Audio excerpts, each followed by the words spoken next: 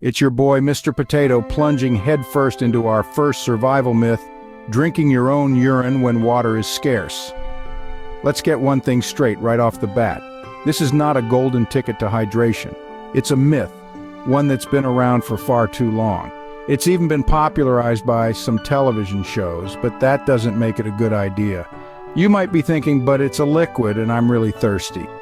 Well, let's break it down. First and foremost, urine is a waste product. Your body is constantly working to filter out harmful substances, and urine is one way it gets rid of them. It's loaded with toxins, excess salts, and other substances your body doesn't need. So when you drink your urine, you're essentially reintroducing those harmful substances back into your system. Not exactly the refreshing drink you were hoping for, right? But what's the real danger here? Dehydration. The more you drink your urine, the more dehydrated you become, and the more concentrated your urine gets. It's a vicious cycle that could potentially lead to kidney damage, among other health problems. So what should you do instead when water is scarce? Focus on proper hydration techniques. Seek natural water sources like streams and springs. Even muddy water can be filtered and purified. Collecting rainwater is another option, and it's a lot safer than gulping down your own waste. Find a container, spread out a piece of clothing to catch the rain, or even use leaves to funnel the water into your mouth. Remember, survival is about using your brain, not your bladder. In a nutshell, drinking your own urine is not a survival strategy, it's a last resort. And even then, it's a risky one that could do more harm than good. So to sum it up, don't go Bear Grylls on yourself. There are plenty of better options out there. All right, moving on to the next myth, eating raw meat for survival. Let's dive right into the juicy details. Picture this. You're out in the wilderness, your stomach's growling louder than a grizzly bear, and you've just managed to catch a rabbit. Do you dig in right away? Not so fast, my friend. While it might seem like raw meat could be a lifeline in survival situations, it's actually a Trojan horse of potential trouble. Firstly, raw meat can harbor a host of unsavory characters like bacteria, viruses, and parasites. Ever heard of Salmonella or E. coli? Yeah, they're not the kind of guests you want at your dinner table.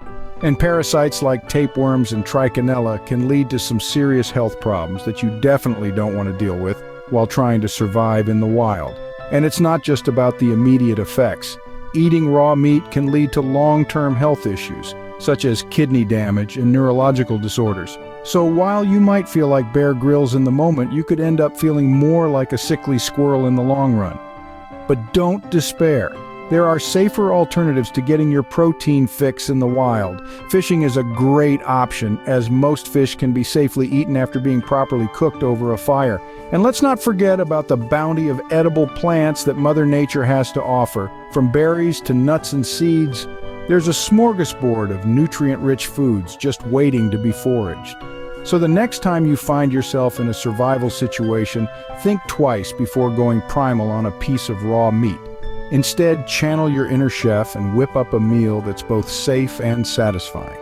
Remember, sushi is great at a restaurant, but out in the wild, it's a different story. Next up, we're debunking the myth that moss only grows on the north side of trees. Now, this one's a classic. It's been passed down from generation to generation, a tidbit of wisdom for the adventurous at heart. But like a game of telephone, somewhere along the way, the message got a little skewed. So let's set the record straight. Yes, moss does have a preference for the north side of trees, particularly in the northern hemisphere, but this is not an absolute rule, more of a gentle suggestion. Moss, like any other plant, thrives in certain conditions. It's a fan of damp, shady spots. Now, since the sun in the northern hemisphere tends to travel more on the southern side of the sky, the north side of trees often provides these ideal conditions. But, and here's the kicker, moss isn't picky. It'll happily set up shop on any side of a tree if the conditions are right. So, what does this mean for you, the intrepid explorer? Simply put, if you're lost in the wilderness, don't put all your eggs in the moss basket. Depending on the environment, moss could be growing on the east, west, or even south side of trees. Instead of banking on moss, why not turn to more reliable methods? The sun, for instance, rises in the east and sets in the west. By tracking its movement, you can get a pretty good sense of direction. Or what about the stars? The North Star, or Polaris, is a steady beacon in the northern sky. And let's not forget the good old-fashioned compass. It might not be as intriguing as deciphering signs from nature, but it sure beats wandering in circles. To wrap it up, moss is a fascinating organism, but it's not the best for navigation, so unless you're a moss expert, don't count on it to find your way home. Now let's tackle a popular one, sucking out snake venom. This is a myth as old as time, spread by Wild West movies and legends of rugged survivalists. But let's be clear, if you're bitten by a snake, the last thing you want to do is start sucking on the wound. Why, you ask? Well, let's dive into the science of it. When a snake bites, its venom is injected deep into your tissues and quickly starts spreading through your lymphatic system. By the time you've even registered the bite and thought about puckering up, that venom is already on its way. Attempting to suck the venom out is not only ineffective, but can also cause more harm. You risk introducing bacteria from your mouth to the wound, potentially causing an infection. And let's not forget, by sucking on the wound, you're actually increasing blood flow to the area, which could speed up the spread of venom. So, what should you do instead? First things first, stay calm. Panicking can increase your heart rate, which in turn speeds up the spread of the venom. Next, avoid moving the bitten area as much as possible. This can help slow down the spread of venom through your body. Your best bet is to seek immediate medical attention. While waiting for help to arrive, keep the bitten area at or below heart level to help slow the spread of venom. And please, do not attempt to catch or kill the snake.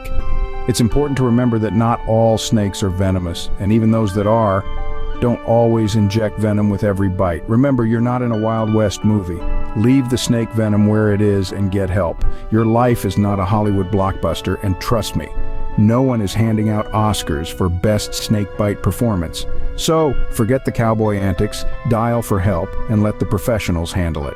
Ever heard the one about drinking alcohol to stay warm? Let's debunk that. You might have seen it in movies or read it in books where characters stranded in the snowy wilderness pull out a flask of whiskey to ward off the biting cold. It's a common misconception that alcohol, particularly spirits, can provide warmth in frigid conditions. However, this belief isn't just wrong, it's dangerously misleading. Here's the science behind it. When you drink alcohol, it causes your blood vessels to dilate or expand. This is called vasodilation. With these widened blood vessels, warm blood rushes closer to the surface of your skin, creating a temporary feeling of warmth. But this sensation is deceptive. In reality, this process actually allows your body to lose heat more rapidly. The warm flush that spreads across your skin after a shot of whiskey, that's your body heat escaping into the cold air. So while you may feel warm for a brief period, your core body temperature is actually dropping. And let's not forget, alcohol impairs your judgment. This could lead to risky decisions like removing layers of clothing because you feel warm, further increasing your risk of hypothermia. In harsh, cold conditions, this could be a fatal mistake. So what should you do instead of reaching for that flask? Well, the best way to keep warm is the old-fashioned way. Layers of clothing, a good fire, and staying dry. The more layers, the better. Each layer traps a small pocket of air which your body heats, providing a protective barrier against the cold. And as for fire, it's not just a source of heat. It can also be a source of morale, a beacon for rescuers, and a way to cook food or melt snow for drinking water. So keep the booze for celebration when you're safe, not for surviving the cold. Last but not least, we're tackling the myth of eating snow for hydration. Now, you might be thinking snow is just frozen water, right? So it should be a perfect source of hydration in a survival situation. Well, not exactly. See, there's a sneaky little thing called heat exchange. When you eat snow, your body has to expend energy to warm it up to body temperature. Not just a little bit of energy, but a lot. This can lead to an increased risk of hypothermia, which, as you may guess, is not ideal when you're trying to survive in the great outdoors. You might also be thinking, but I've seen people in movies eating snow and they were fine. Well, here's a fun fact. Hollywood isn't always accurate when it comes to survival tactics. Shocking, I know. Eating snow can also be problematic because snow isn't just pure water. It can contain dirt, bacteria, and even harmful chemicals. So not only are you risking hypothermia, but you're also potentially introducing harmful substances into your body. So what should you do if you're stuck in the wilderness surrounded by snow and in desperate need of hydration? The answer is simple. Melt the snow before you drink it. You can do this by putting snow in a container and placing it near a heat source like a fire.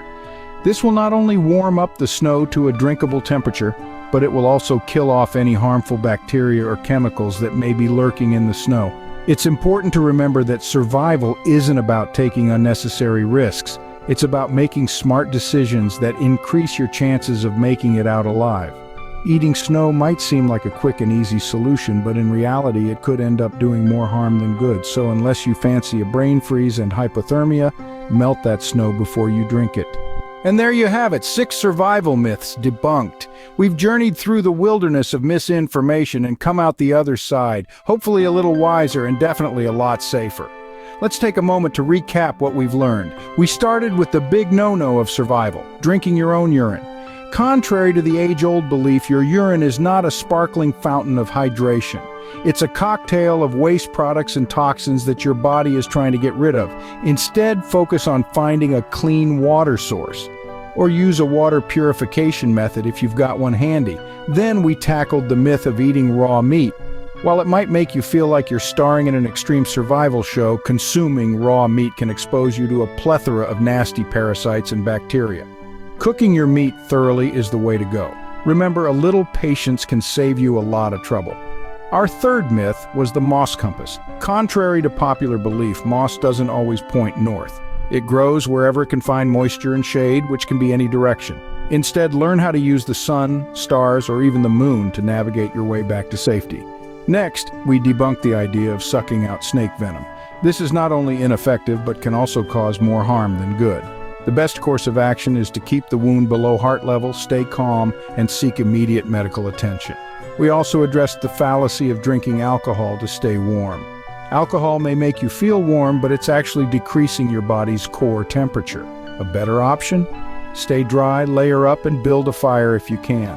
And finally, we burst the bubble on eating snow for hydration. Eating snow can lower your body temperature and lead to hypothermia. Melting the snow and then drinking it is a much safer option. Survival is not about following myths. It's about using your head. It's about staying calm, thinking logically, and making smart decisions based on what you know to be true. And now you know a little more about what's true and what's not when it comes to survival in the great outdoors. This is Mr. Potato signing off. Stay safe, stay smart, and don't forget to smash that like button and subscribe for more survival tips. You never know when these tidbits of knowledge might come in handy. Remember, knowledge is the best survival tool you can have. Until next time, keep exploring, keep learning, and keep busting those myths.